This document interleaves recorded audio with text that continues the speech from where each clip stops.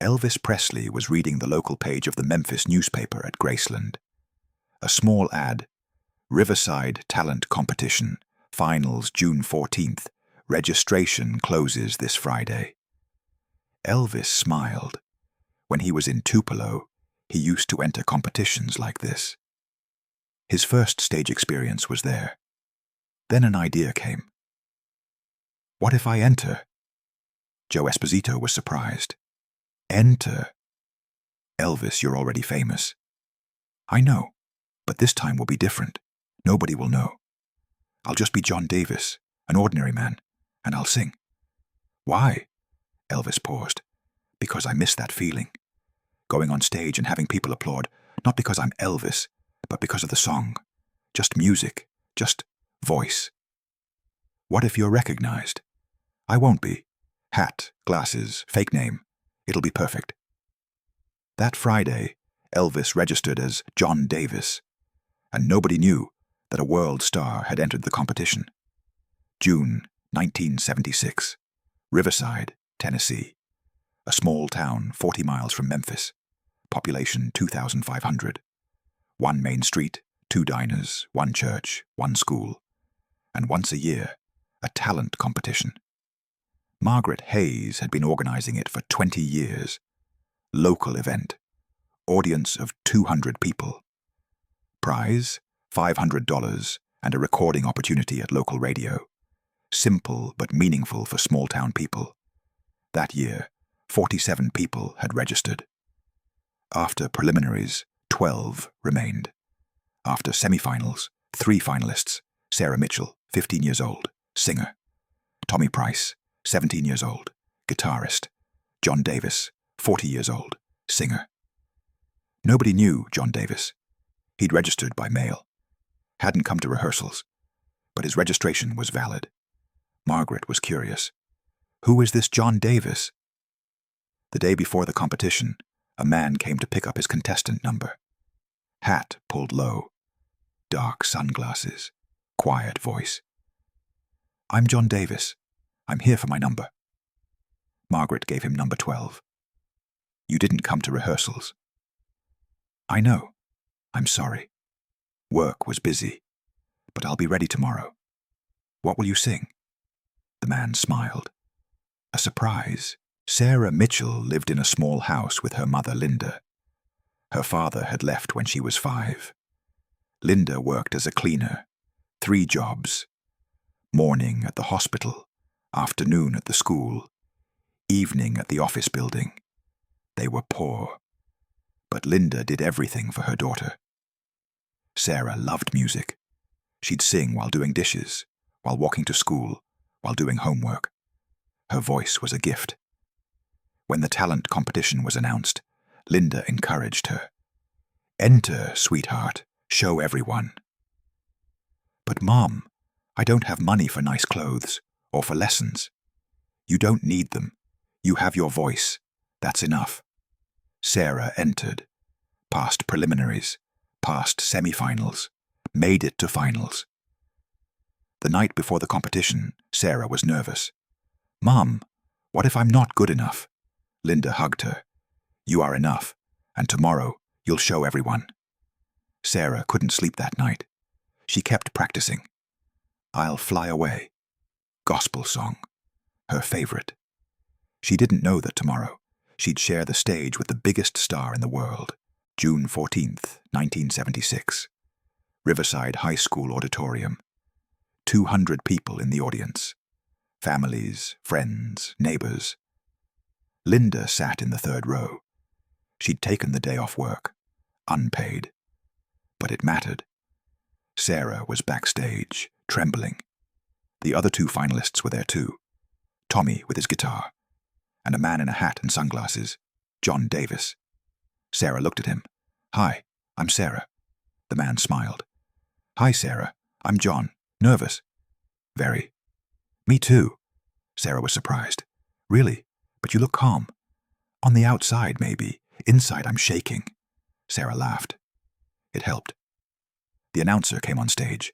Ladies and gentlemen, welcome to the Riverside Talent Competition Finals. 3 finalists tonight. First up, Sarah Mitchell. Sarah walked on stage. The lights were bright. She couldn't see faces, just lights. She began singing, "I'll Fly Away."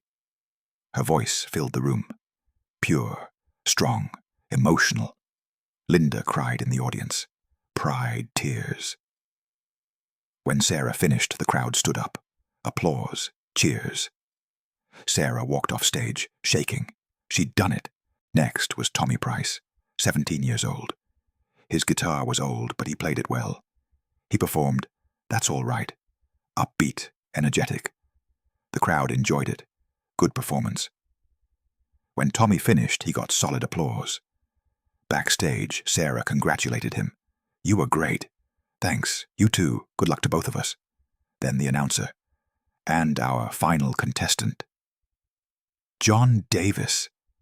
The man in the hat and sunglasses stood up, walked to the stage. Sarah watched him. Something felt familiar, but she couldn't place it. John Davis walked on stage, adjusted the microphone, took off his sunglasses for a moment to see better. In the audience, Linda Mitchell froze. That face, she knew it, but it was impossible. Why would he be here?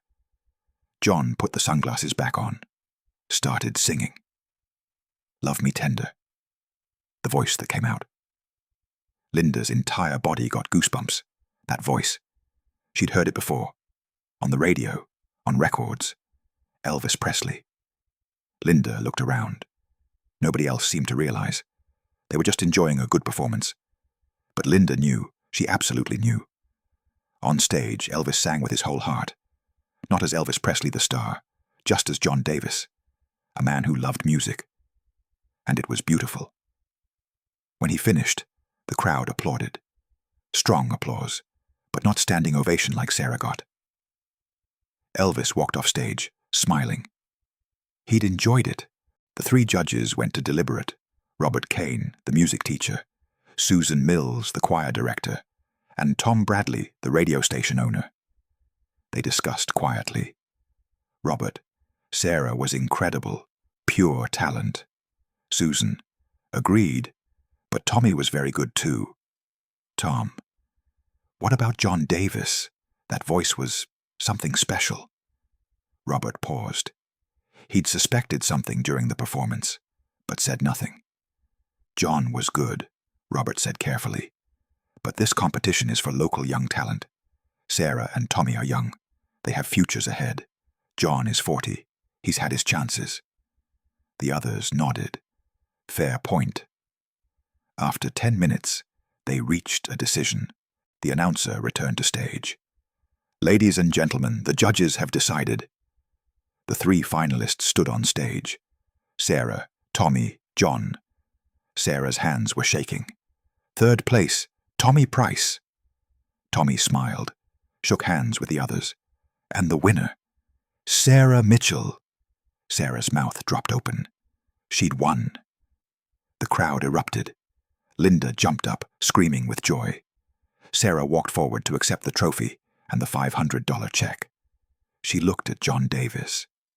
"I'm sorry. You were amazing." John smiled. "Don't be sorry. You deserved it. You were the best tonight." "Really?" "Really. Keep singing, Sarah. You have a gift." Sarah hugged him. "Thank you." As John walked off stage, nobody stopped him. Nobody asked for autographs. Nobody recognized him. He got in his car and drove away. Mission accomplished. After the ceremony, Linda found Sarah, hugged her tight. "I'm so proud of you, sweetheart." "Thanks, Mom. I can't believe I won." Linda looked at her daughter. "Sarah, I need to tell you something." "What?" "John Davis, the man you competed against." "What about him?" Linda took a breath. "That was Elvis Presley." Sarah laughed. "Mom, no, it wasn't." "I'm serious. I recognized his voice. I've listened to Elvis for 20 years. That was him." Sarah's smile faded. "Really?" "Really. He entered the competition in disguise, and he let you win." "He let me win?" "No," Linda said quickly. "You won because you were the best. But he could have won if he wanted. He's Elvis Presley. But he didn't. He came here for the joy of music, not for the prize. Sarah sat down, processing this. I sang on the same stage as Elvis Presley. Yes. And you beat him. Sarah started crying. Happy tears. I'll never forget this. Linda smiled. Neither will I. Sarah used the $500 to buy a used guitar and take voice lessons. She recorded at the local radio station. She didn't become a world star, but she became the music teacher at Riverside High School. For 35 years, she taught children to sing, and every year she'd tell them the story. When I was 15, I entered a talent competition, and I competed against a man named John Davis. He wore a hat and sunglasses, but I found out later he was Elvis Presley. The children's eyes would widen. Really? Really. And he taught me something that night. Music isn't about being famous.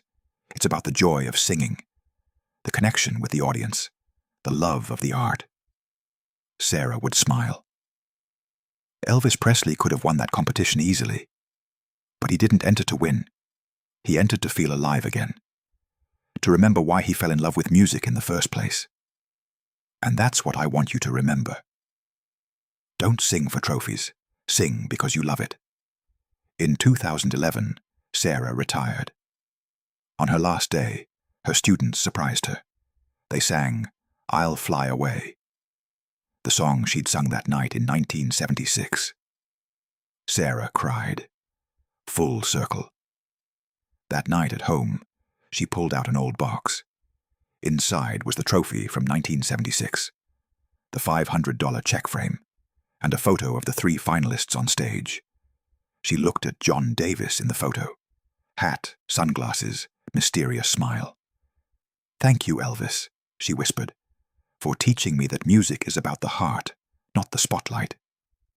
She placed the photo back in the box, smiled, and remembered that perfect night when a world star entered a small-town competition, just to feel the pure joy of singing again.